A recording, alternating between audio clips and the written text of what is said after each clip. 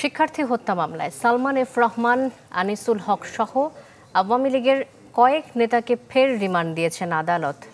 শুনানিতে হট্টগোলে জড়ান দুপক্ষের আইনজীবী। এর আগে কড়া নিরাপত্তায় আসামিদের আদালতে হাজির করা হয়।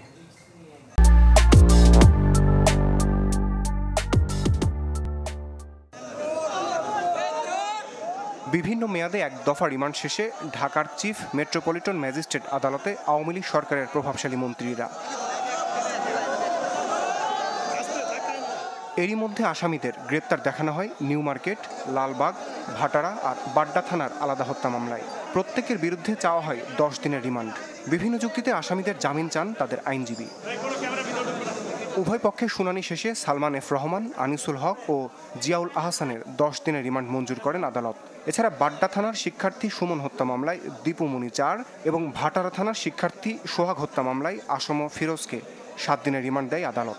দুই মামলায় সালমান এফ রহমান এবং আনিসুল হক এবং আয়নাগরের কারিগর জিয়াউল হাসান এদের বিরুদ্ধে এই দুই মামলায় 5 দিন 10 দিনের রিমান্ড মঞ্জুর করেন।